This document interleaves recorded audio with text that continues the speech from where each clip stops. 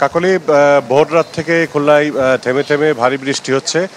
এই মুহূর্তে মাঝারি ধরনের বৃষ্টি হচ্ছে এবং নগরীর অনেক সড়ক পানির নিচে তলিয়ে গেছে। বিশেষ করে নগরীর রয়্যাল মোড়, এটি নগরীর সবচেয়ে গুরুত্বপূর্ণ মোড়। এই সড়কটি, এই মোড়টি পানির নিচে তলিয়ে রয়েছে। এছাড়া কেডি এভিনিউ, বাইতিপাড়া, মিয়াপাড়া, মৌলভীপাড়া সহ আরও অনেক এলাকাতেই বিশ্বমানের থার্মিক্স রড সালাম স্টিল থার্মিক্স, দেশের একমাত্র থার্মিক্স রড। সড়কে জলাবদ্ধতা তৈরি হয়েছে। বিশেষ করে ভোর থেকে বৃষ্টির পরিমাণ বেড়েছে। খুলনা আবহাওয়া অফিসের ইনচার্জ মোহাম্মদ আমিরুল আজাদ জানিয়েছেন যে ভোর 6টা থেকে সকাল 9টা পর্যন্ত 52 মিলিমিটার বৃষ্টিপাত রেকর্ড করা হয়েছে। এরপর দুপুর 12টায় আবারও তারা বৃষ্টিপাতের পরিমাপ করবেন। এছাড়া আজ সারাদিনই ভারী বৃষ্টি অব্যাহত থাকতে পারে বলে তিনি জানিয়েছেন।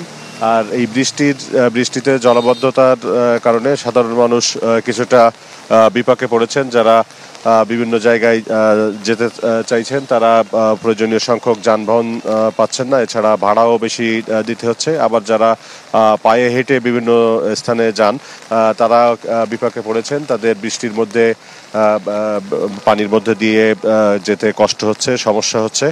আর গত কয়েক বছর ধরেই নগরীতে ভারী বৃষ্টির সময় জলাবদ্ধতা তৈরি হয়। প্রায় 450 কোটি টাকার ব্যয়ে নতুন ড্রেন নির্মাণ করা হলেও সেই ড্রেনগুলো দিয়ে ঠিকমতো পানি নিষ্কাশিত হতে পারে না। সে কারণে এই জলাবদ্ধতায় পড়তে হয়। আপনাকে ধন্যবাদ। দর্শক, খুলনা থেকে জলাবদ্ধতার খবর জানাচ্ছিলেন সহকর্মী মামুন রেজা।